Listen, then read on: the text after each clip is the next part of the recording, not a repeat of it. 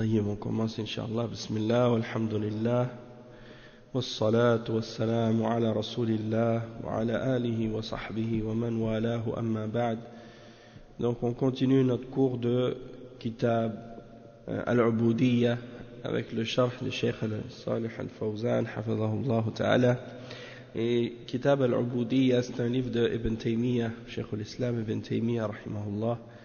Et c'est un livre vraiment bénéfique. Naam. Donc il parle de la foi et de Tawhid, l'unicité d'Allah, et de tout ce que ça comprend, de tout ce que ça signifie, mashallah. Donc on continue maintenant dans le livre et on rentre dans une section ou une nouvelle partie dans le livre où le cheikh il parle maintenant de la réalité du shirk. Et le titre qui a été mentionné ici c'est Khatar al-shirk wa kathratuhu fi an-nasi wa wujub al-hadar minhu. Donc le danger du shirk et la grande quantité de shirk qui se produit de la part des gens et l'obligation de faire attention et d'être averti à propos du shirk. Parce que le shirk, c'est le plus grand péché de tous les péchés. Il n'y a pas un péché plus grave et plus dangereux parmi les péchés que les hommes peuvent commettre, plus grave que le shirk. Donc le shirk, c'est la plus grande injustice, comme Allah subhanahu wa ta'ala le mentionne. Et donc le cheikh, il va expliquer maintenant à ce sujet. Et il dit, wa shirku, donc Cheikh al-Islam Ibn Taymiyyah rahimahullah, il dit wa shirku ghalibun ala al-nufus wa huwa kama jaa fi al-hadith wa huwa fi hadhihi al-ummah akhfa min dabib al-naml wa fi hadith akhar qala Abu Bakr ya Rasulallah kayfa nanju minhu wa huwa akhfa min dabib al-naml فقال النبي صلى الله عليه وسلم لأبي بكر رضي الله عنه ألا أعلمك كلمة إذا قلتها نجوت من دقه وجله قال قل اللهم إني أعوذ بك أن أشرك بك وأنا أعلم وأستغفرك لما لا أعلم. Donc on va traduire ce passage. Le cheikh explique que premièrement il dit que le shirk c'est quelque chose qui prend le dessus sur les âmes, hein? Et il mentionne dans le hadith qui a été rapporté du prophète sallallahu alayhi wa sallam à ce sujet-là que le shirk dans cette umma il est plus caché, hein, que les bruits d'une fourmi, ou qu'est-ce que la fourmi peut faire comme bruit. Donc c'est infiniment, on peut même pas le percevoir tellement c'est petit, hein? Et il dit le hadith, dans un autre hadith, que Abu Bakr radiyallahu anhu il a posé la question au messager d'Allah sallallahu alayhi wa sallam, comment pouvons-nous être sauvés du shirk alors qu'il est plus caché que dabib al-naml, et plus caché que la fourmi, les traces de la fourmi, ou bien le son que fait la fourmi. Et le prophète sallallahu alayhi wa sallam il lui a répondu, il lui a dit veux-tu que je t'apprenne une parole que si tu l'as dit, hein, tu seras préservé ou protégé, tu vas être sauvé de ce qui est grand, de ce qui est petit ou de ce qui est grand du shirk.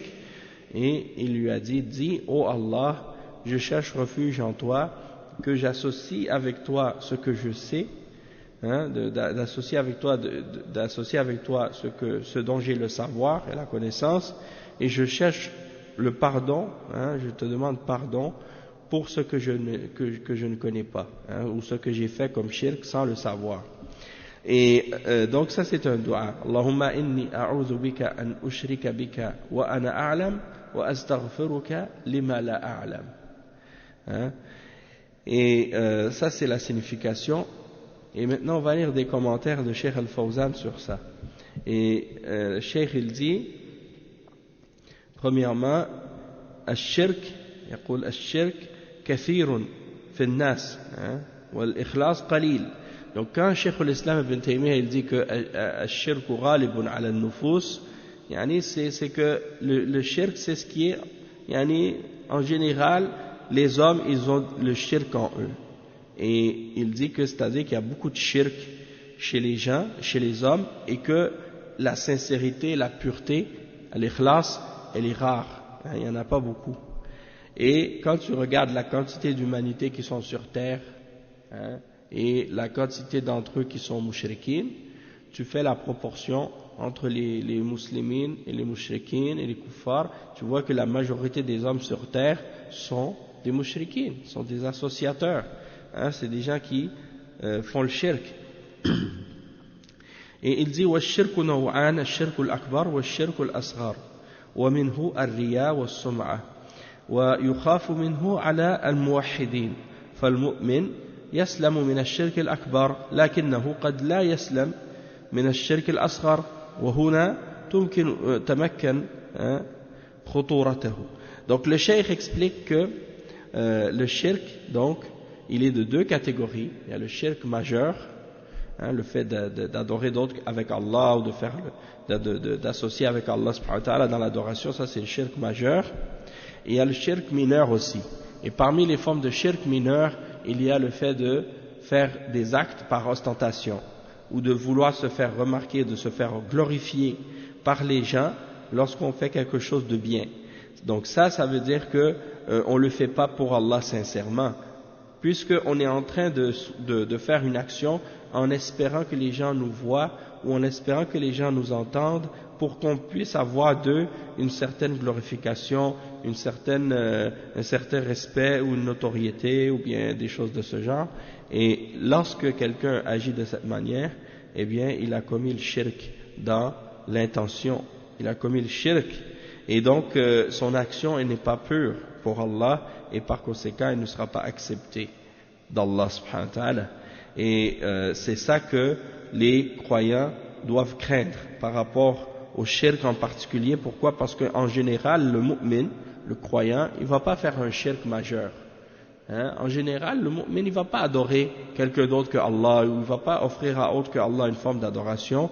Ça, c'est la majorité des gens, ou bien qu'est-ce qui est le plus connu chez les croyants, c'est qu'ils sont éloignés du shirk majeur.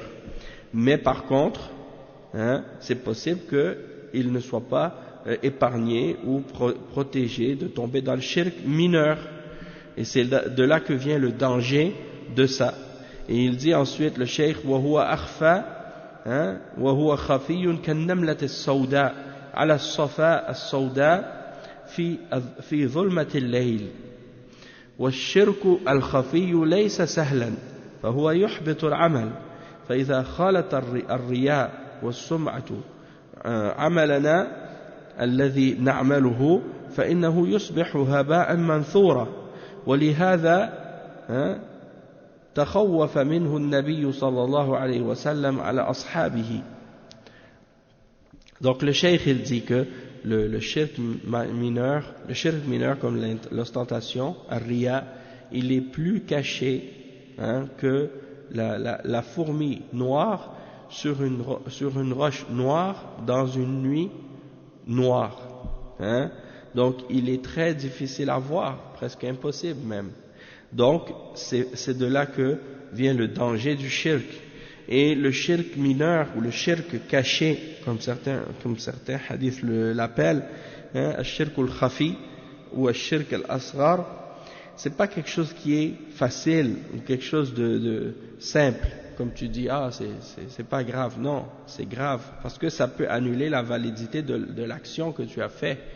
Et ça veut dire que toute action que tu fais dans laquelle il y a une part de riya, une part d'ostentation, ar-riya ou bien as-sum'a. Ar-riya, c'est lorsque quelqu'un veut se faire voir, et as-sum'a, c'est lorsque quelqu'un veut se faire entendre. Donc dans les deux cas, si dans ton action il y a un mélange de riya ou de sum'a, alors ça veut dire que ton action elle va être de la poussière. Allah il va en faire de la poussière au jour de la résurrection, et la personne n'aura pas donc de récompense pour ça, pour qu'est-ce qu'elle a fait, si quand elle l'a fait, elle avait l'intention de se faire voir ou de se faire entendre des gens, pour se faire glorifier des gens. Et c'est pour ça que le messager d'Allah sallallahu alayhi wa sallam, il a eu peur de ça pour ses compagnons. Donc si tu fais le bien, si tu fais des bonnes œuvres, peu importe qu'est-ce que tu fais, comme la salat ou le jeûne ou le hajj ou la umrah, ou que tu fasses par exemple la zakat ou sadaqa, ou tu récites le Coran, ou peu importe qu'est-ce que tu fais, il faut toujours que ce soit fait avec ikhlas et que tu ne le fasses pas dans le but de te faire remarquer des gens ou te faire glorifier des gens, mais uniquement pour plaire à Allah seul. Et le cheikh il explique ensuite le hadith du prophète sallallahu alayhi wa sallam par rapport au dua qu'on a lu tout à l'heure, et il dit ما يمتنع به المسلم من هذا الشرك يعني وأبو بكر رضي الله عنه أفضل الصحابة وأفضل الأمة ومع هذا خاف على نفسه من الشرك الخفي لما سمع الرسول صلى الله عليه وسلم يحذر منه فقال يا رسول الله كيف ننجو منه وهو أخفى من دبيب النمل يعني فقال صلى الله عليه وسلم ألا أعلمك كلمة إذا قلتها نجوت من دقها وجلها قل اللهم إني أعوذ بك أن أشرك بك وأنا أعلم وأستغفرك لما لا أعلم فتدعو الله أن يعافيك منه والله قريب مجيب فعندما تقول هذه الكلمة بصدق وإخلاص وحضور قلب يعافيك الله منه. Donc le cheikh explique que tu dois demander et invoquer Allah, parce que on regarde par exemple dans le hadith qu'on a lu, Abu Bakr est mentionné et on sait que Abu Bakr radiyallahu anhu c'est le meilleur parmi les sahaba, le meilleur de cette umma, et malgré ça il craignait pour lui-même de commettre une forme de shirk mineur, parce que le prophète sallallahu alayhi wa sallam, lorsqu'il a entendu le messager mettre en garde contre le shirk mineur, il lui a demandé comment faire pour m'en sauver, et si c'est plus caché que la fourmi, comment je vais faire pour m'en préserver et pour en être sauvé? Et c'est à ce moment-là que le prophète sallallahu alayhi wa sallam lui a enseigné ce dua à dire, une parole. Il dit si tu l'as dit, tu vas être sauvé de qu'est-ce qui est petit ou de qu'est-ce qui est grand, de qu'est-ce qui a rapport avec le shirk. Et il a dit, tu dis, oh Allah, je cherche refuge en toi de faire du shirk alors que je sais, et je cherche pardon en toi de le faire alors que je ne sais pas. Et donc tu invoques Allah subhanahu wa ta'ala qu'il te préserve et qu'il t'épargne de ce péché-là et de ce crime-là. Et Allah subhanahu wa ta'ala il est proche de nous et il exauce nos invocations. Il nous entend et il nous exauce. Et donc lorsque tu dis cette parole avec sincérité, avec pureté dans ton intention, avec présence du cœur, eh bien Allah subhanahu wa ta'ala il va t'épargner de ce danger-là. Et il dit وعمر يخاف على نفسه من هذا الشرك ويقول اللهم اجعل عملي كله صالحا يعني صوابا على السنة واجعله لوجهك خالصا أي سالما من الشرك فلا تجعل لأحد فيه شيئا. Donc Omar ibn al-Khattab radiyallahu anhu, lui il faisait un dua et il demandait, donc il craignait pour le shirk pour lui-même et il disait oh Allah, fais en sorte que mon action soit entièrement bon, dans le sens que ce soit en accord avec la sunna, et également fais que mon œuvre soit purement et sincèrement pour ton visage seulement, c'est-à-dire que mon œuvre soit faite avec ikhlas, avec pureté d'intention, avec sincérité, et qu'il soit purifié et exempté de toute forme de shirk. Et n'en donne rien à personne ou à quoi que ce soit, c'est-à-dire n'en donne pas aucune part de cette action que je fais pour toi à quiconque en dehors de toi. Donc il a invoqué Allah subhanahu wa ta'ala pour ça. Et comme le Cheikh Ibn Taymiyyah a mentionné ce dua-là, كان عمر يقول في دعائه رضي الله عنه اللهم اجعل عملي كله صالحا واجعله لوجهك خالصا ولا تجعل لأحد فيه شيئا. Et le Cheikh Al-Fawzan il dit par rapport à ça, الحذر من وسوسة الشيطان يعني يأتي الشيطان إلى بعض الشباب وهذا شيء سئلنا عنه كثيرا ويقول له لا تصلي مع الجماعة حتى لا تصاب بالرياء، لا تقم ولا تصلي بالليل حتى لا تصاب بالرياء، ولا تعمل كذا خوفا من الرياء، فلا يلتفت إليه. فالمسلم يعمل الأعمال الصالحة ويسأل الله السلامة من الرياء، ولا يترك العمل خوفا من الرياء، فهذا تخذيل من الشيطان. Donc le cheikh il nous explique aussi de faire attention aux suggestions et aux soupirs que le diable peut nous inspirer, qui sont aussi parfois des ruses du shaitan. Et par exemple des jeunes, le cheikh il dit il y a des jeunes, le shaitan il leur vient et il leur dit, comme on m'a posé souvent la question, quelqu'un dit par exemple que le shaitan il lui dit ne fais pas la salat avec la jama'a, parce que ça tu vas être touché par le riya, par l'ostentation. Ne prie pas la nuit parce que sinon tu vas être touché par de l'ostentation. Ne fais pas telle ou telle action parce que tu vas être touché par de l'ostentation ou bien riya.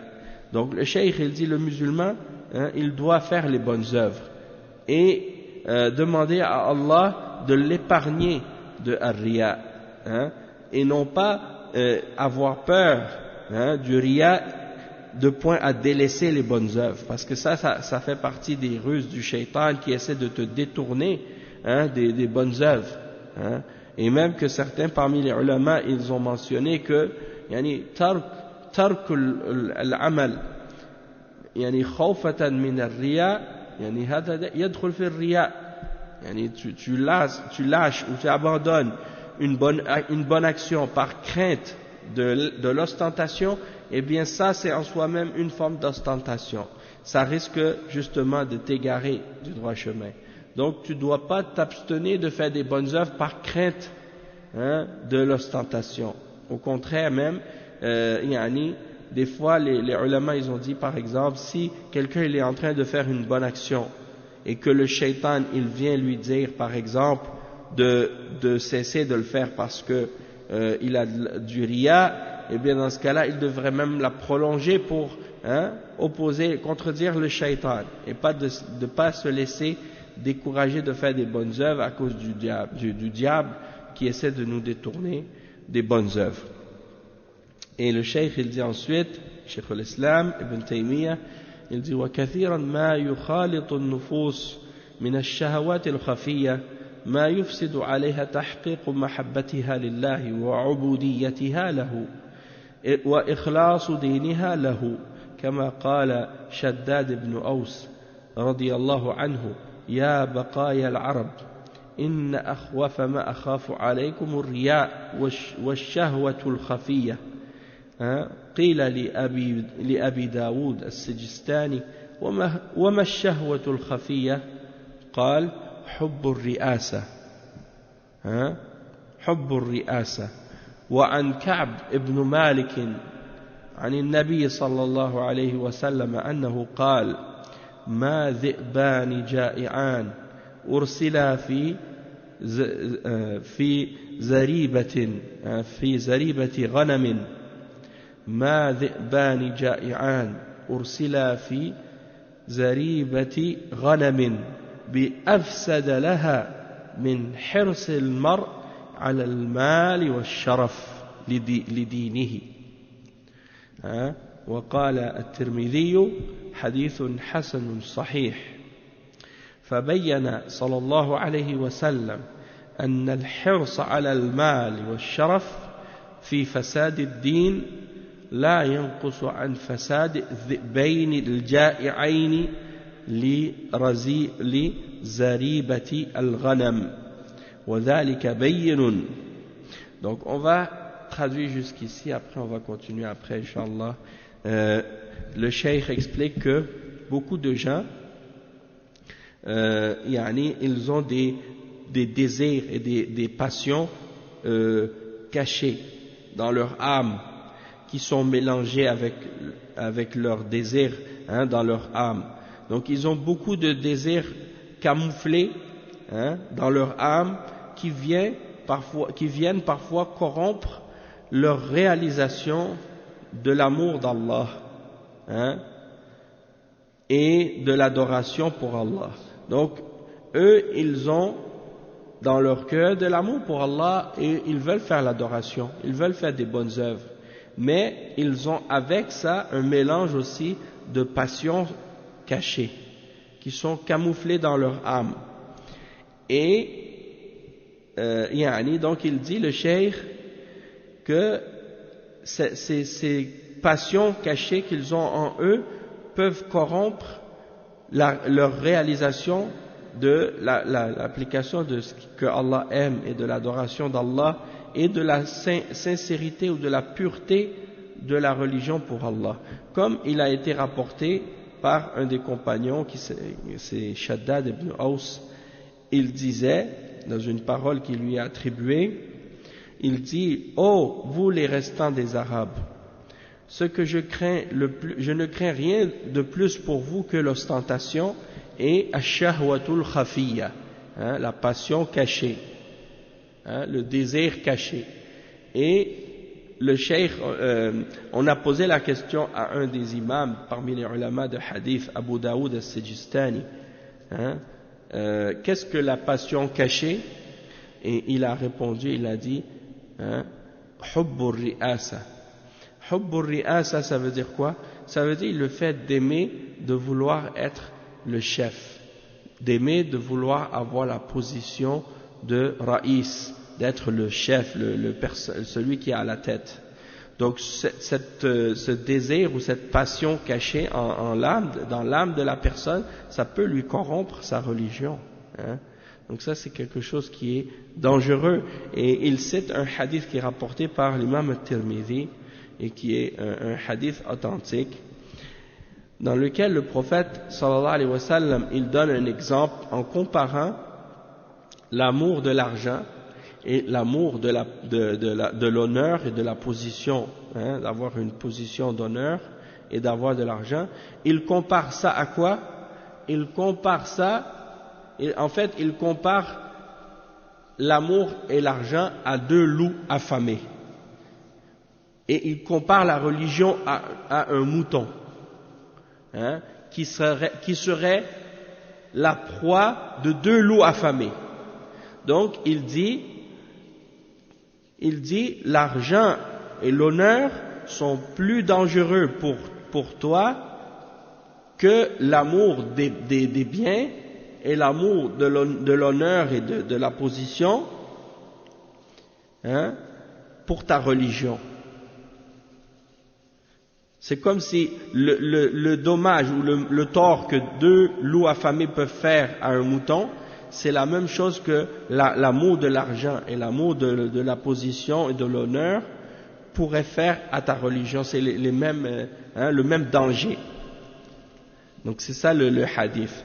Ma dhi'bani ja'i'an, hein, c'est-à-dire deux loups affamés, hein, ne sont pas, il y en a qui ont été envoyés sur un mouton, ne sont pas capables de faire plus de tort, hein, plus de mal à quelqu'un que celui qui a un désir ardent d'obtenir de l'argent et de l'honneur pour sa religion. Donc ça peut lui faire plus de tort encore à sa religion que ces deux choses-là peuvent faire à un mouton, hein, quand le mouton est chassé par deux loups affamés. Et c'est ça que le cheikh il résume par la suite. Il dit, le prophète sallallahu alayhi wa sallam a expliqué que le désir et le désir ardent et la course à l'argent et à l'honneur, ça peut corrompre la religion d'une personne encore plus que ce que peuvent faire de tort deux loups affamés à un mouton. Et il dit ça c'est évident et c'est clair. Et le cheikh Al-Fawzan il fait un commentaire sur ça.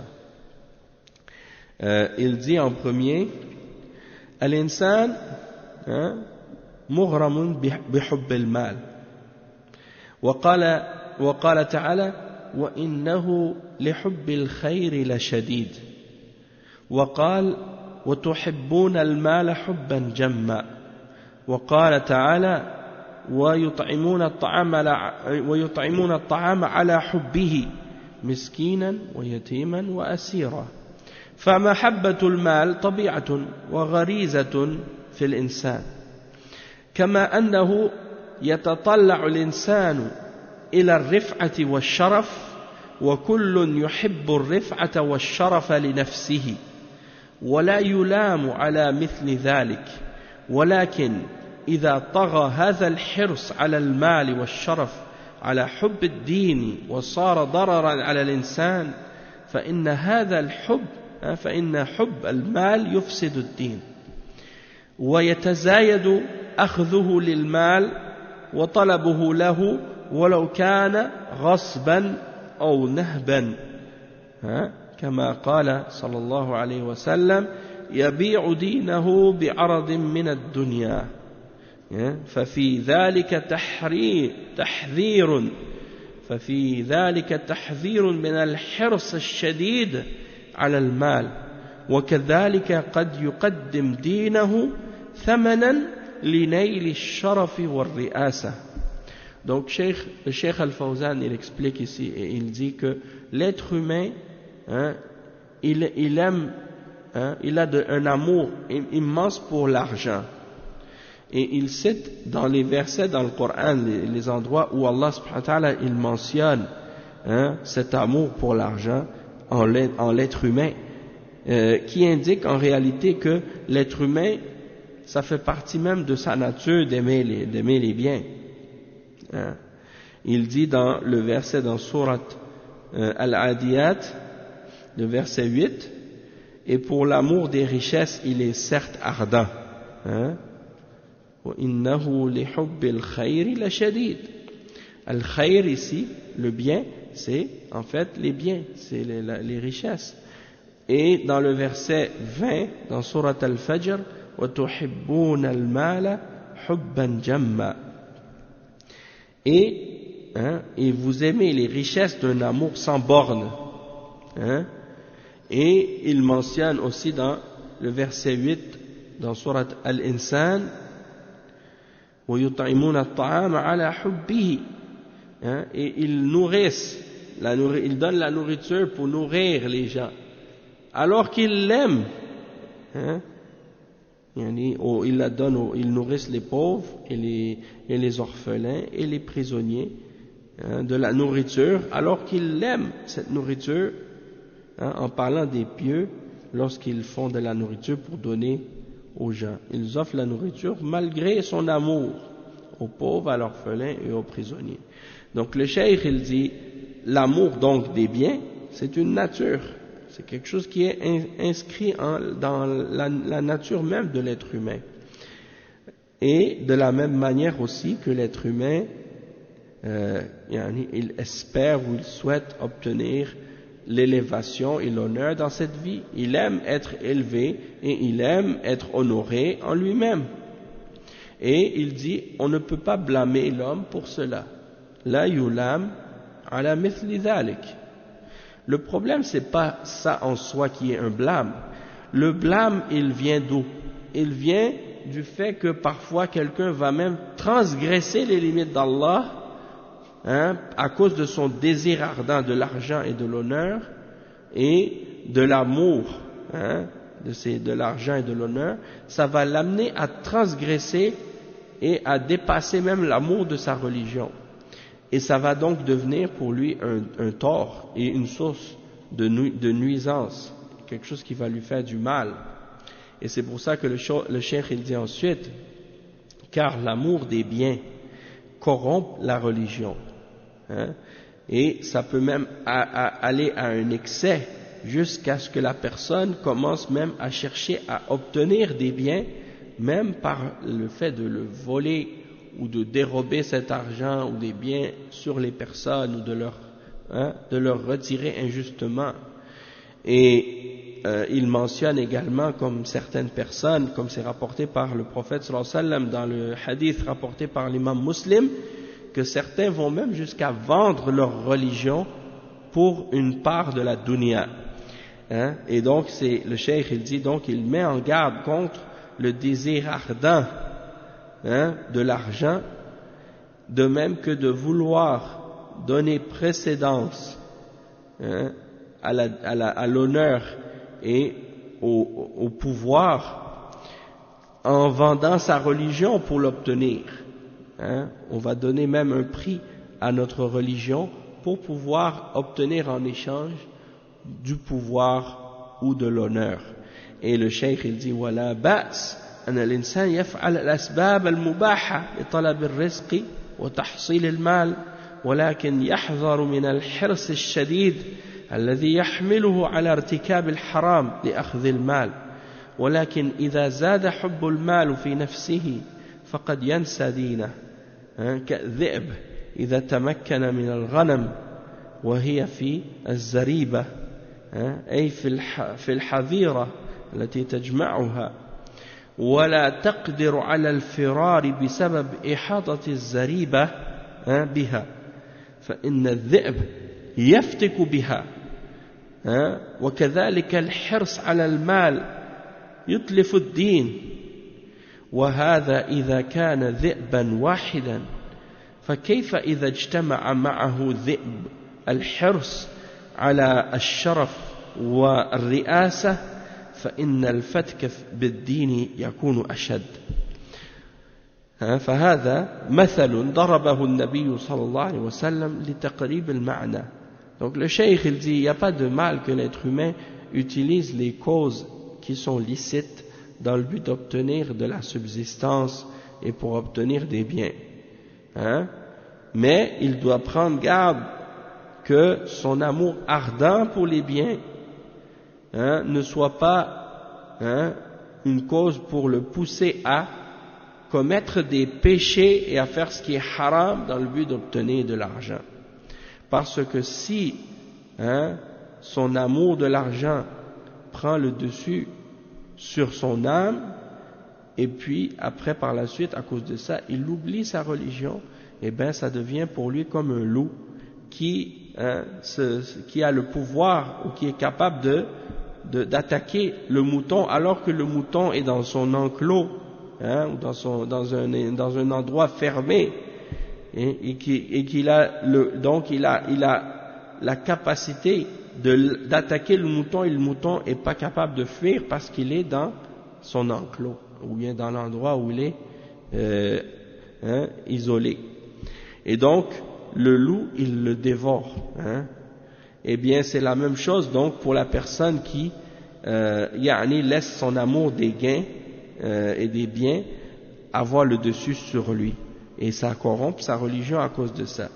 Et il dit ça c'est lorsqu'il n'y a qu'un seul loup qui est le loup de l'amour des biens et du désir ardent pour les biens matériels et de l'argent.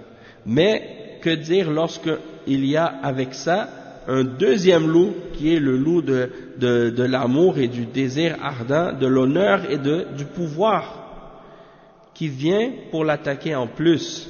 Alors là c'est encore plus dangereux pour sa religion, parce que il se fait attaquer par un loup et déjà c'est dans un grand danger, et là il vient un deuxième loup qui vient l'attaquer, le deuxième loup, et là dans ce cas-là ça veut dire que c'est encore plus grave pour sa religion.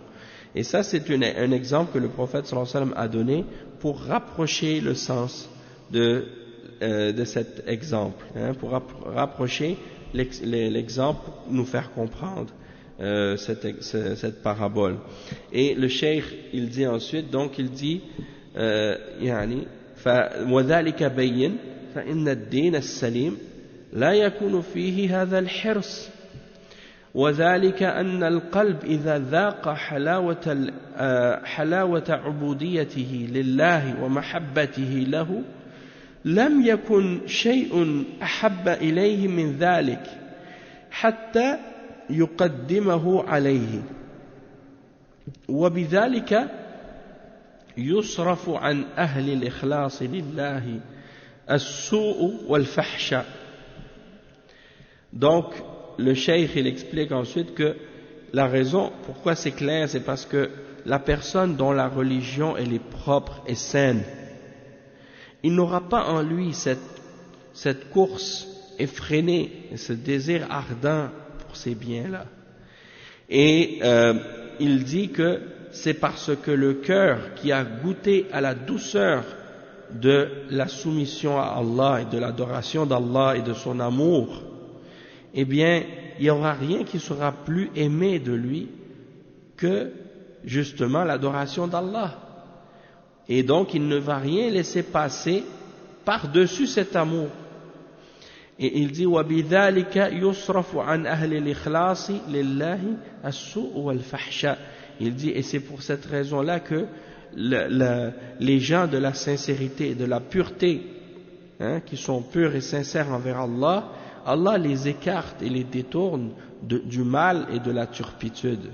كما قال تعالى كذلك لنصرف عنه السوء والفحشاء إنه من عبادنا المخلصين. Et il cite le verset dans Surat Yusuf dans lequel Allah subhanahu wa ta'ala il dit ainsi nous avons agi pour écarter de lui, c'est-à-dire de Yusuf alayhi salam, le mal et la turpitude. Et certes, il était certes un de nos serviteurs. Donc même si ce verset a été révélé à propos de Yusuf alayhi salam, ça s'applique en réalité à tous les serviteurs sincères d'Allah. Allah les détourne du mal, il les éloigne du mal lorsqu'ils sont sincères. Donc, il va les détourner également de ce genre d'amour ardent pour les désirs et les biens et le pouvoir à cause de leur foi et de leur sincérité. Et le Cheikh Al-Fawzan, il explique par rapport à ça, il dit وَذَلِكَ بَيِّنْ أي كُلٌّ يَعْرِفُهُ, c'est-à-dire tout le monde arrive à comprendre et à connaître ce point-là. C'est-à-dire أن كل يعرف إفساد ذئبين الجائعين للغنم المحصور في الزريبة لكن قد يغيب عنهم أضرار الحرص على المال والشرف بالدين. Donc le cheikh il dit, si tu demandes à n'importe qui, est-ce que tu comprends ou tu connais le danger que représentent deux moutons deux loups pour un mouton? C'est-à-dire, est-ce que tu connais le danger que représentent deux loups par rapport au mouton? Qu'est-ce que ça représente comme danger pour lui? Bien entendu, tout le monde est au courant de ça. Et tout le monde sait ça, que les loups, ils vont dévorer ce mouton. Mais, en ce qui concerne le danger de la course et du désir de l'argent et du pouvoir, le danger que ces deux choses-là représentent pour la religion, ça c'est des choses qui échappent à beaucoup de gens. Ils ne réalisent pas le danger qu'il y a là-dedans. Mais vous savez qu'est-ce que certaines personnes sont capables de faire pour obtenir de l'argent? Le mensonge, le vol, le meurtre, la ruse, la trahison, le complot, toutes sortes de choses négatives et mauvaises, les faux serments. Qu'est-ce que les gens font pour de l'argent? Les crimes sont nombreux. Et qu'est-ce que les gens feraient aussi pour avoir le pouvoir? Ils sont prêts à tout parfois, à tuer, à mentir, à voler. Et ces choses-là, c'est pour cette raison que ça détruit la religion de quelqu'un. C'est beaucoup plus dangereux pour la religion de quelqu'un que deux loups peuvent être dangereux pour un mouton. Et donc c'est pour ça que le musulman, il doit faire attention à ces choses-là et s'écarter de ce genre de choses. Et le cheikh, il explique ensuite, il dit فَإِنَّ الدِّينَ السَّلِيمَ لَا يَكُونُ فِيهِ هَذَا الْحِرْص. Cheikh Al-Fawzan, il explique ça, il dit إِنَّمَا يَكُونُ فِيهِ حِرْصٌ مُعْتَدِلٌ فقد قال النبي صلى الله عليه وسلم احرص على ما ينفعك واستعن بالله ولا تعجز فالحرص المعتدل مطلوب وإنما الحرص الجائر هو المنهي عنه كما قيل لا تحرص فالحرص ليس بزائد في الرزق بل يشقي الحريص ويتعب والمؤمن يحرص على دينه أكثر من حرصه على ماله فلا يقدم على دينه شيئا من الطمع الدنيوي أو أي نعم. Donc le cheikh explique, il dit que hein, la personne qui a la religion qui est saine, qui est propre, il n'aura pas en lui ce désir ardent et excessif des biens. Plutôt, Cheikh Al-Fawzan, il dit, c'est-à-dire qu'il va avoir un désir pour le bien, pour les biens, mais un désir qui est équilibré et modéré. Comme le prophète sallallahu alayhi wa sallam dit dans le hadith qui est rapporté par l'imam Muslim, ihris ala ma yanfa'uk, soit fais des efforts et fais le effort par rapport à qu'est-ce qui est bénéfique pour toi, et tu vas avoir un désir ardent de qu'est-ce qui est bénéfique pour toi, qu'est-ce qui est profitable pour toi, et cherche l'aide d'Allah et ne te décourage pas. Donc d'avoir le désir qui est modéré, équilibré, ça c'est quelque chose qui est exigé, qui est voulu de notre part. Sauf que il faut pas tomber dans le désir injuste, parce que ça c'est interdit. Et il cite un poète qui a dit « N'aie pas de désir excessif, parce que le désir excessif ne va pas t'augmenter dans ta subsistance. Parce que même si tu as le désir excessif d'avoir des biens ou des gains, tu ne pourras avoir rien de plus que ce que Allah a prédestiné pour toi comme subsistance. Donc même si tu fais plus d'efforts, et même si tu te tues à essayer d'obtenir plus d'argent et plus de biens dans ta vie, tu ne vas pas être capable d'obtenir rien de plus que ce que Allah a écrit pour toi comme subsistance. Et il dit, mais plutôt, la personne qui est excessive et qui exagère dans la poursuite des gains, elle devient malheureuse, et elle se fatigue pour rien. Donc le croyant, il doit avoir plus de désir pour sa religion qu'il a pour les biens de la dunya, et pour l'argent, et pour la richesse, et pour le pouvoir. Il ne va pas donner précédence à aucun des désirs et des convoitises de la dunya sur sa religion. Sa religion, pour lui, doit toujours être sa priorité dans qu'est-ce qui a rapport avec la quête et le besoin des gains, le besoin d'avoir plus de richesse et de biens. Il doit toujours mettre sa religion en avant. Subhanallah. Et dernièrement, j'écoutais les témoignages, ils ont mis ça sur internet, ça fait pas longtemps, subhanallah. Il y a un genre de pasteur, je sais pas si c'est un pasteur ou quoi, il se prétendait prophète ou je sais pas quoi, aux États-Unis, et subhanallah, il avait des millions, il s'achetait des domaines avec des comment on appelle ça, des propriétés qui vaut des millions de dollars. Il roulait en Bentleys, vous savez, des Bentleys, c'est des voitures qui coûtent des centaines de milliers de dollars. Il roulait avec des grosses marques comme ça. Et il disait que ça c'était pour son église, pour quand il recevait des invités d'importants, il pouvait leur montrer des trucs comme ça. Mais ça fait pas de sens. Si quelqu'un il est dans le chemin d'Allah, il est sur la religion d'Allah et qu'il prêche, qu'il court après des richesses pareilles, c'est complètement ridicule, de vouloir acquérir ou obtenir ces richesses-là. Subhanallah. Si c'est quelqu'un qui est riche, qui a beaucoup d'argent, il achète ce genre de choses-là,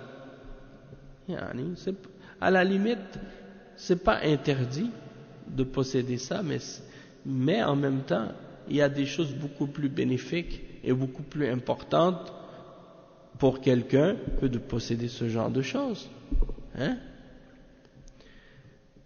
Donc les gens aujourd'hui, ils courent après des choses comme ça. Et vous remarquerez que, par exemple, c'est les jeunes, par exemple, pour eux, et même pour les vieux aussi, c'est pas seulement pour les jeunes, même pour les vieux, les personnes adultes, les jeunes et les adultes aussi, ils considèrent ou ils jugent le succès des gens dans leur vie par rapport à qu'est-ce qu'ils possèdent comme bien matériel. Et c'est ça pour eux qui détermine leur succès ou combien ils ont réussi dans la vie. Donc si quelqu'un par exemple, il a des voitures de marque qui coûtent cher et qu'il a des vêtements de marque et qu'il a des choses dispendieuses qui coûtent très cher, alors les gens disent, ah lui il a réussi dans sa vie, lui il a eu le succès dans sa vie. Mais les gens ils se posent pas la question comme si, à savoir, oui mais cette personne, est-ce qu'elle a eu ça dans la piété, dans la foi, dans l'obéissance d'Allah, ou bien elle a eu ça dans le mensonge, dans le péché, dans la transgression, dans l'injustice, dans la tricherie, dans le vol ou dans le haram, hein? C'est ça qu'il faut regarder. Il y a des gens qui ont gagné des milliards de dollars sur la terre à faire des crimes. Est-ce que cet argent-là, ça va leur amener quelque chose? Rien. Au contraire, que des remords et du mal. Et souvent, les gens qui vivent dans le crime, ils vivent dans la crainte aussi, et dans l'insécurité, et dans la peur. Parce que qu'est-ce que tu as gagné de manière injuste? Eh bien, tu risques de le perdre aussi de façon injuste. En général, les gens qui ont volé les autres, ils ont toujours peur de se faire voler, eux aussi, hein? Parce qu'ils savent qu'ils ont été capables de voler ça aux autres. Alors ils savent que les autres sont capables de leur voler ça aussi, hein? Les gens qui ont obtenu des choses dans le crime, hein? Ils ont tué des gens pour avoir des choses, ils ont fait du tort aux gens pour avoir des choses. Ils savent que du jour au lendemain, on peut leur enlever ça aussi. Donc, ces gens-là ils ne vivent pas dans le bien. Et comme on disait, les jeunes, eux, qu'est-ce qu'ils font? Quand vous voyez par exemple les chanteurs ou les gens qui font de la musique actuellement dans le monde, surtout les jeunes qui font comme la musique rap ou d'autres catégories de ce genre de musique, ils vont faire des vidéos pour montrer aux gens qu'ils ont de l'argent.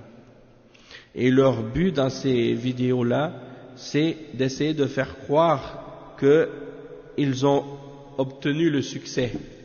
Hein? Subhanallah. Alors tu les vois dans leurs vidéos, wa alaykoum salam, ils mettent des images de quelqu'un qui a des belles voitures, des vêtements, des bijoux en or, des diamants, et puis il va mettre à côté de lui des filles qui sont dévêtues, hein, qui sont pas habillées, il les présente là pour dire regardez, moi j'ai de l'argent et à cause de mon argent il y a beaucoup de femmes qui sont attirées vers moi parce que elles veulent profiter de cet argent là aussi, hein. Et bien entendu ces femmes là sont pas des femmes honorables, hein. C'est des femmes qui sont avec des gens parce qu'ils ont de l'argent. Le jour qu'il perd son argent, ces femmes disparaissent aussi avec l'argent. Hein? C'est vrai. Et c'est des femmes superficielles, juste l'apparence. Donc quand tu regardes ça, toi, si tu n'as pas la foi, si tu n'as pas compris la foi, tu vas penser que c'est ça le bonheur, que c'est ça la vraie vie. Tu vas dire, waouh, les jeunes sont impressionnés par ça. Ils pensent que c'est ça la vraie vie. Alors qu'en réalité, tout ça, c'est rien en réalité. Hein? Tout ça, c'est de la poudre aux yeux, hein? De l'illusion. Parce que la vérité, c'est que ces gens-là, souvent, la voiture qu'ils ont mis dans la vidéo, c'était pas à eux-mêmes, c'était des voitures louées. Ils ont loué ça pour 1 heure ou 2 pour faire le vidéo. Et les bijoux même qu'ils portent, souvent c'est des bijoux qu'ils ont loués pour porter pour le vidéo seulement. Et même les vêtements parfois qu'ils portent sont même pas à eux. Hein? Et les filles qui sont dans ce vidéo, c'est des filles qu'ils ont payées aussi pour apparaître dedans. Hein? Des femmes sans gêne, sans honte, hein? Qui montrent leur corps pour de l'argent. comme des prostituées, hein. Et en plus de ça, sallallahu alayhi wa sallam, souvent ces gens-là, tu les vois aujourd'hui qui sont célèbres ou qui sont populaires et qui ont de l'argent. Et je me rappelle par exemple à l'époque, quand j'étais plus jeune, je me suis converti en 91. À l'époque, j'avais 16 ans. Hein, et avant ça, donc j'écoutais cette musique-là et je voyais beaucoup de jeunes qui étaient influencés par ce genre de mode de vie.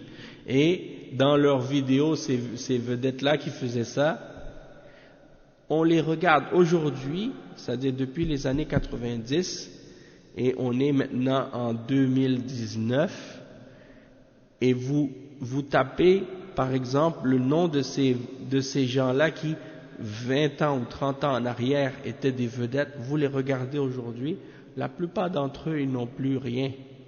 Ils n'ont plus un sou avec eux, et ils sont complètement oubliés. Hein? Personne ne connaît leur nom. S'ils marchent dans la rue, personne ne va les reconnaître. Pourquoi? Parce que c'était quelque chose de futile, quelque chose de faux. Alors que les vrais riches, les vrais gens qui ont vraiment de l'argent, ils font pas ça. Les vrais gens qui ont vraiment de l'argent et qui sont riches, ils vont pas montrer ça à tout le monde ou vouloir nécessairement faire un spectacle avec ça. Non, ils ont cet argent-là et ils sont dans leur monde à eux et ils cherchent pas à se faire voir. Ceux qui agissent de cette manière souvent, c'est les gens qui ont jamais eu d'argent. Les nouveaux riches ou les riches qui sont riches subitement. Donc, en général, ces catégories de riches-là, ils gaspillent leur argent très rapidement et souvent ils dilapident l'argent. Après, il ne leur reste plus rien, ils tombent en faillite. Et il y a beaucoup d'exemples comme ça. Il y en a un à l'époque qui s'appelait MC Hammer. Il était très connu. Et aujourd'hui, il est banqueroute. Il a plus un sou. Donc, c'est pour dire, subhanallah, comment ces gens-là, ils vivent dans le faux. Et ça, c'est sans compter que ces gens-là, c'est pas des musulmans, c'est des kuffars. Donc, imaginez l'égarement et l'illusion. Et une fois que quelqu'un est musulman, déjà, qu'il comprend ça, s'il a compris ça, il va être épargné de beaucoup de mal. Mais le problème souvent, c'est que parfois des musulmans peuvent ignorer ces principes-là ou ne pas comprendre ces réalités-là. Et donc, ils se laissent séduire par les biens et par le pouvoir et ils courent après ça parce qu'ils n'ont pas compris la réalité de la foi et de l'islam encore. Donc, c'est pour ça que c'est important de leur expliquer, de leur enseigner ça et de les avertir contre ça. Donc, le cheikh, il dit, ensuite, وَذَلِكَ أَنَّ الْقَلْبَ إِذَا ذَاقَ حَلَاوَةَ عُبُودِيَّتِهِ لِلَّهِ وَمَحَبَّتِهِ لَهُ لَمْ يَكُنْ شَيْءٌ أَحَبَّ إِلَيْهِ مِنْ ذَلِكَ حَتَّى يُقَدِّمَهُ عَلَيْهِ. C'est-à-dire que le cœur, la personne dont le cœur a goûté à la douceur de son adoration pour Allah et de son amour pour Allah, il ne va pas pouvoir avoir un amour au-dessus de cet amour-là. Il ne pourra pas placer rien au-dessus de ça ou au-devant de ça, de cet amour pour Allah qu'il a. Parce que cette douceur qu'on a ressentie dans le cœur, si on l'a ressentie, par rapport à la foi, une fois qu'on y a goûté et qu'on a su à quel point c'est quelque chose de bon et de doux, c'est une sensation qu'on ne peut retrouver en rien d'autre que dans l'adoration d'Allah. Cette sérénité, cette tranquillité, cette stabilité, ce bien-être, tu ne peux pas le retrouver ailleurs. Et les biens matériels ne sont pas capables de te rassasier de ce désir-là. Parce que les hommes sont comme ça. Si tu as une voiture, tu dis ça c'est la plus belle voiture au monde et cette voiture-là, si je la possède, je ne désirerai plus aucune autre voiture au monde après. Donc tu dis, aujourd'hui j'ai eu cette voiture. Et tu vois que tu l'as pendant quelques temps et déjà tu deviens, tu la trouves déjà banale. Tu commences à la trouver comme si un peu, tu commences à voir ses défauts. Tu commences à dire, finalement, elle est bien, mais il y a bien meilleur que ça. Alors là, tu commences à chercher une autre, et à chaque fois, c'est toujours plus. Tu trouves une femme, tu dis, cette femme, c'est la plus belle femme au monde, il n'y a pas une autre qui est plus belle. Si je la possède, cette femme, je serai l'homme le plus comblé. Et je ne vais jamais chercher une autre femme, jamais après celle-là. Je vais être satisfait et je vais être comblé. Et tu vois qu'il vit avec la femme pendant 1 an, 2 ans, 3 ans, et après quelque temps, eh bien, il commence à vouloir une autre. Subhanallah. Peut-être que les gens ils réalisent pas, mais c'est comme ça la réalité par rapport à l'être humain. Le prophète sallallahu alayhi wa sallam, il dit, l'être humain, s'il a une montagne d'or, il va en vouloir une deuxième. Il ne va jamais être rassasié. Jamais. Parce qu'il veut toujours plus. À moins qu'il soit croyant et qu'il se satisfait de ce que Allah lui a donné et qu'il accepte ça et qu'il a compris que la douceur de la foi a plus d'importance que ces choses-là. Et Cheikh Al-Fawzan, il explique ça en disant, وَذَلِكَ أَنَّ الْإِيمَانَ الثَّابِتِ فِي الْقَلْبِ إذا وجد المسلم حلاوته فإنه لا يقدم عليه شيئا لا مالا ولا شرفا كما قال صلى الله عليه وسلم ثلاث من كن فيه وجد حلاوة الإيمان أن يكون الله ورسوله أحب إليه مما سواهما وأن يحب المرء لا يحبه إلا لله وأن يكره أن يعود في الكفر كما يكره أن يقذف في النار فإذا بلغ الإنسان هذه المرتبة فقد وجد حلاوة الإيمان وليس كل مؤمن يجد حلاوة الإيمان فالإيمان يتفاضل ويزيد وينقص ولكن من بلغ هذه المرتبة وجد حلاوة الإيمان ولهذا لما سأل هرقل عظيم الروم أبا سفيان عن الرسول صلى الله عليه وسلم وعن صفاته ومن جملة أسئلته قال هل يرتد أحد ممن تبعه؟ قال لا قال كذلك الإيمان إذا خالط بشاشة القلب فإنه لا يرتد عنه ولو قتل أو حرق. Subhanallah. Donc le cheikh il dit que lorsque la foi est établie fermement dans le cœur, et que le musulman a goûté à sa douceur, halawa ça veut dire qu'est-ce qui est sucré, donc tu as goûté le côté sucré de la foi, le côté doux de la foi, eh bien tu peux pas mettre rien au-dessus de ça, ni l'argent, ni l'honneur, ni le pouvoir, quoi que ce soit d'autre. Et c'est pour ça que le prophète sallallahu alayhi wa sallam, il dit dans le hadith qui est rapporté par Al-Bukhari, qu'il y a 3 choses, si elles sont présentes chez une personne, il aura goûté à la douceur de la foi. Et la première qu'il a mentionnée, c'est qu'il aime Allah et son messager plus que toute autre chose. Et la deuxième, il dit, il aime quelqu'un, mais il ne l'aime que pour Allah. Et la troisième, il déteste retourner à la mécréance de la même manière qu'on déteste être jeté dans l'enfer. Donc tu détestes retourner à la mécréance autant que tu détesterais qu'on te jette dans le feu. Et donc, lorsque quelqu'un atteint ce degré dans la foi, il va goûter à la douceur de la foi. Il goûte à qu'est-ce qui est l'aspect sucré de la foi. Et il dit que c'est pas tous les croyants qui goûtent à ça. C'est pas tous les croyants qui arrivent à ce degré-là. dans la foi. Parce que la foi, eh bien, elle a des degrés de différence. Elle augmente et elle diminue. Et tout le monde ne sont pas à égalité dans la foi. Mais celui qui arrive à atteindre ce degré dans la foi, il goûte la douceur de la foi. Et c'est l'exemple de ce qui a été posé, la question qui a été posée par Héraclius, hein, le chef de Rome à l'époque, les Romains.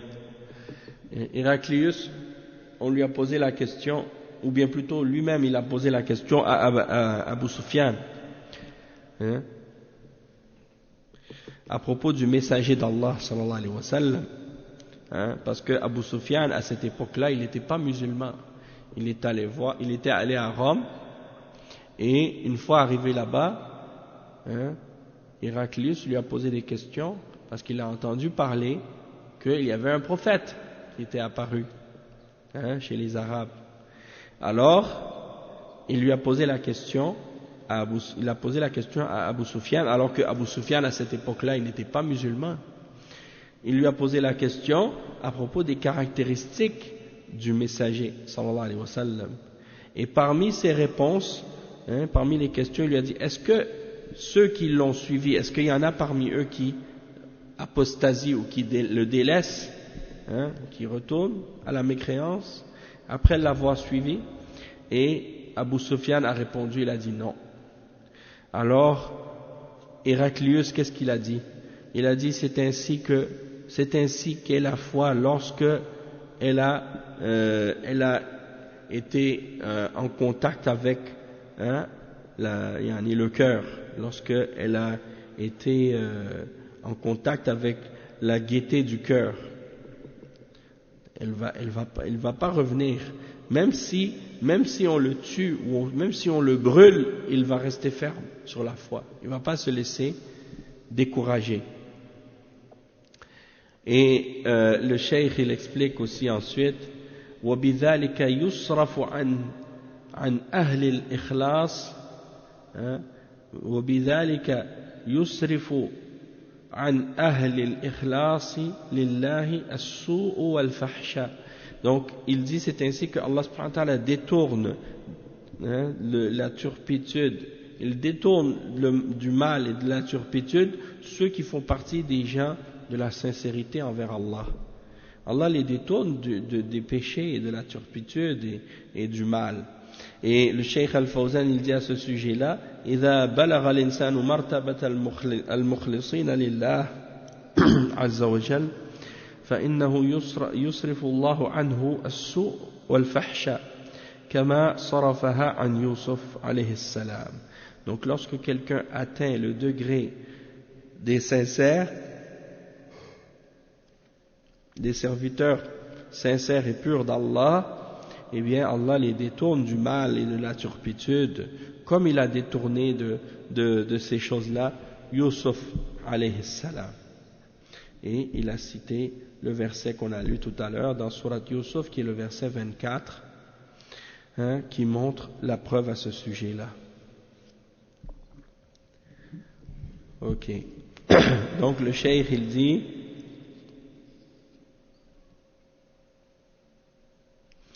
فإن المخلص لله ذاق حلاوة عبوديته لله ما يمنعه عن عبوديته لغيره. C'est-à-dire que la personne qui est sincère envers Allah, elle a goûté à la douceur de l'adoration et de la soumission pour Allah, ce qui l'empêche d'être soumis et d'adorer quoi que ce soit en dehors d'Allah. Et le cheikh il dit: nata'ijul ikhlasi wa madaru adamihi. Donc Cheikh Al-Fawzan il explique ce passage là en disant: إذا لم يبلغ الإنسان هذه المرتبة فقد تدركه الشهوات والشبهات أما إذا بلغ هذه المرتبة فإنه لا يدركه شيء من الشهوات والشبهات يكون ثابتا ثبات الجبال الرواسي. Donc c'est-à-dire que lorsque quelqu'un a goûté à ce degré dans la foi, eh bien s'il n'a pas atteint ce degré dans la foi, il peut être atteint par les désirs et les passions et les ambiguïtés et les doutes dans la religion. Toutefois, s'il a atteint ce degré, il ne peut pas être atteint par les désirs et les passions, les tentations illicites ou bien les ambiguïtés et les doutes à propos de la religion. Il va rester ferme comme les montagnes. Il va rester ferme comme les montagnes. Et il dit le cheikh ensuite ومن حلاوة محبته لله ما يمنعه عن محبة غيره إذ ليس عند القلب لا أحلى ولا ألذ ولا أطيب ولا ألين ولا أنعم من حلاوة الإيمان المتضمن عبوديته لله ومحبته له وإخلاصه الدين له وذلك يقتضي انجذاب القلب إلى الله فيصير القلب منيبا إلى الله خائفا منه راهبا كما قال تعالى من خشي الرحمن بالغيب وجاء بقلب منيب إذ المحب يخاف من زوال مطلوبه وحصول مرغوبه فلا يكون عبدا لله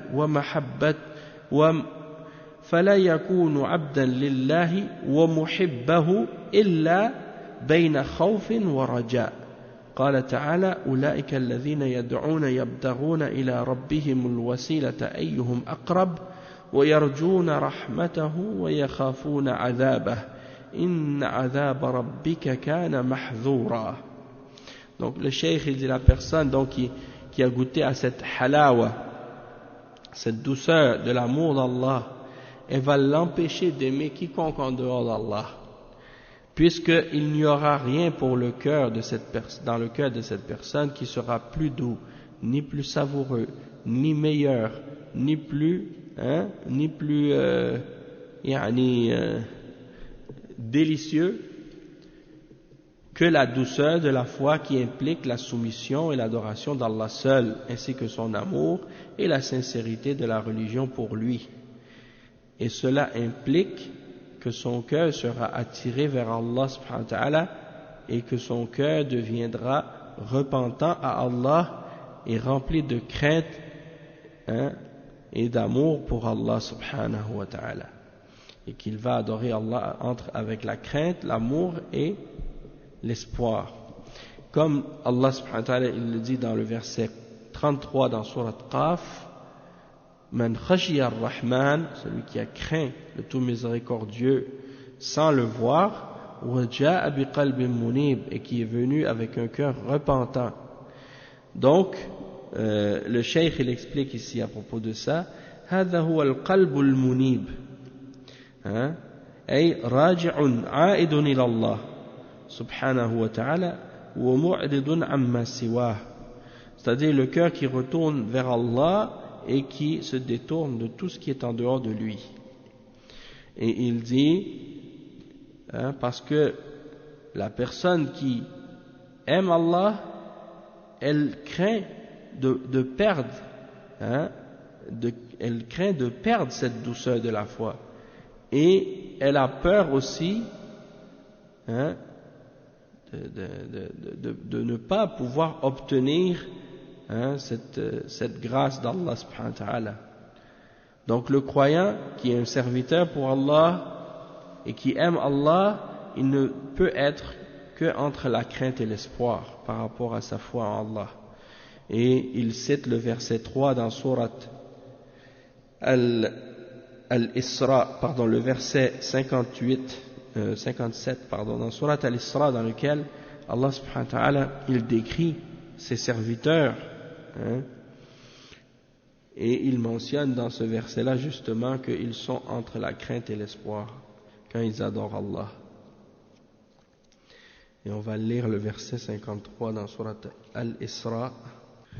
Allah subhanahu wa ta'ala il dit à mes serviteurs, non 57 j'ai dit 53, c'est 57, ceux qui invoquent c'est-à-dire ceux qu'ils invoquent, ceux que les mouchrikines invoquent, parmi les kuffars et les mouchrikines, et les juifs et les chrétiens, ceux qu'ils invoquent en dehors d'Allah, comme Jésus par exemple, ou les anges, ou ceux qu'ils adorent en dehors d'Allah, et qu'ils invoquent en dehors d'Allah, eh bien, ceux-là, eux-mêmes, ils cherchent le meilleur moyen de se rapprocher d'Allah. Ils veulent se rapprocher le plus de leur Seigneur. Donc eux, ils prient à Jésus, alors que Jésus lui-même, il cherche le meilleur moyen de se rapprocher d'Allah, lui-même. Et il dit, et ils espèrent sa miséricorde et craignent son châtiment. Donc ça veut dire que ces êtres-là que les mouchrikines adorent, comme par exemple les chrétiens qui adorent Jésus et Marie, eh bien, Jésus lui-même, il cherche à se rapprocher plus d'Allah, ainsi que Marie, elle cherche elle aussi à se rapprocher plus d'Allah, et elle craint son châtiment et elle espère en sa miséricorde. Donc, ça c'est l'exemple des pieux, c'est l'exemple de ceux qu'on doit suivre, d'adorer Allah avec crainte et espoir. Et le cheikh, il explique ce verset-là en disant « Al-muradu bidhalika Isa wa ummahu wa Uzair » الذين اتخذهم اليهود والنصارى أربابا من دون الله فقال الله إن هؤلاء الذين اتخذتموهم أربابا من دونه أو من دوني هم من عبادي يعبدونني ويخافونني ويدعونني فهم فقراء إلى الله عز وجل يبتغون إلى ربهم الوسيلة يعني القرب من الله عز وجل ويتنافسون في ذلك أيهم أقرب ويرجون رحمته ويخافون عذابه فهم يجمعون بين الخوف والرجاء ولا يأخذون الخوف فقط فينقطعون من رحمة الله يقنطون من رحمة الله ولا يأخذون بالرجاء فقط فيأمنون من مكر الله بل يكونون بين الخوف والرجاء وتلك طريق الأنبياء عليهم الصلاة والسلام ومن تبعهم. Donc le cheikh il explique que, comme je disais par exemple, que ça c'est l'exemple des chrétiens qui adorent Jésus ou Marie, ou qui adorent les juifs qui adorent Uzair, et qui comme les gens que les juifs et les chrétiens ont pris comme des seigneurs en dehors d'Allah. Et Allah subhanahu wa ta'ala dit, ceux-là que vous avez pris comme des seigneurs en dehors de moi, ils font partie de mes serviteurs, ils m'adorent, ils me craignent et ils m'invoquent. Ils ont besoin de moi, ils sont pauvres vis-à-vis de moi. Et ils recherchent un moyen pour se rapprocher de moi. Et ils compétitionnent entre eux dans ce moyen-là pour se rapprocher de moi, et ils espèrent en ma miséricorde et ils craignent mon châtiment. C'est-à-dire qu'ils réunissent entre la crainte et l'espoir, et ils ne prennent pas seulement la crainte pour tomber dans la catégorie de ceux qui ont perdu l'espoir en la miséricorde d'Allah, et ils ne prennent pas non plus seulement l'espoir, et dire « Ah, moi j'ai l'espoir, Allah il va me pardonner », et ils se sentent en sécurité vis-à-vis du stratagème d'Allah et de la ruse d'Allah. Donc, ils ne tombent pas ni dans cet extrême ni dans l'autre. Ils adorent Allah entre la crainte et l'espoir, les deux réunis. Et il dit, le cheikh, ça c'est le chemin des prophètes et de ceux qui les ont suivis. Donc, nous, pour aujourd'hui, on va s'arrêter à ce point-là, Inch'Allah, et la suite, on va continuer, bi'idhnillah, au prochain cours, Inch'Allah. Donc, subhanakallahumma bihamdik, ashhadu an la ilaha illa ant, astaghfiruka wa atubu ilayk, wa sallallahu wa sallam, ala nabiyyina Muhammad, wa ala alihi wa sahbihi ajma'in. Wassalamu alaykum wa rahmatullahi wa barakatuh. C'est une forme de shirk asghar, mais ça annule l'action, ça n'annule pas toutes les actions, parce que une des différences entre le shirk majeur et le shirk mineur, c'est que le shirk majeur yahbat jami' al-a'mal. Le shirk majeur, il annule toutes les œuvres que tu fais, sans exception. tandis que الشرك الأصغر لا يحبط إلا هذا العمل الذي فيه الشرك الأصغر. Donc le shirk mineur, il n'annule que l'action dans laquelle il y avait cette ostentation là-dedans, et non pas toutes les œuvres de cette personne. Donc c'est ça une des différences. Par exemple, al-qasam bi ghayrillah, comme le fait de jurer par autre que Allah, ça fait partie du shirk mineur. Si quelqu'un il dit je jure sur ma mère ou sur mon père, ou je jure sur la Kaaba, ça c'est des formes de shirk mineur, parce qu'on n'a pas le droit de jurer par autre que par Allah. Aussi parmi les formes de shirk mineur, il y a aussi par exemple le fait il y en a parfois de certaines expressions, de certaines paroles que quelqu'un peut prononcer parfois lorsqu'il dit, comme le prophète sallallahu alayhi wa sallam, il dit dans le hadith, lorsque quelqu'un lui a dit ma sha'allahu wa shi'ta, il a dit aj'altani lillahi niddan la taqul ma sha'allah wa shi'ta walakin qul ma sha'allahu wahdahu. Lorsque la personne a dit ce que Allah a voulu et toi, et le prophète sallallahu alayhi wa sallam a dit est-ce que tu veux me mettre à égalité avec Allah, ne dis pas ce que Allah a voulu et toi, mais dis plutôt ce que Allah a voulu lui seul. Parce que d'utiliser ça, le waouh comme ça, pour associer, comme en français on dit et, c'est comme si on le mettait à égalité. Donc ça c'est pas permis. Et les ulama ils ont expliqué, comme le prophète sallallahu alayhi wa sallam l'a dit, que si tu dois dire quelque chose pour mentionner par exemple Allah puis une autre personne, tu vas dire thumma ma sha'Allah thumma ma shi't, mais tu vas pas dire wa, parce que thumma ça montre qu'il y a un degré de différence et qu'il y a un délai, tandis que waouh ça donne l'impression qu'il y a l'égalité entre les deux. Donc dans ce cas-là c'est pas permis. Donc, s'il n'y a pas d'autres questions, Inch'Allah, on va s'arrêter ici. Inch'Allah. Ok, khair.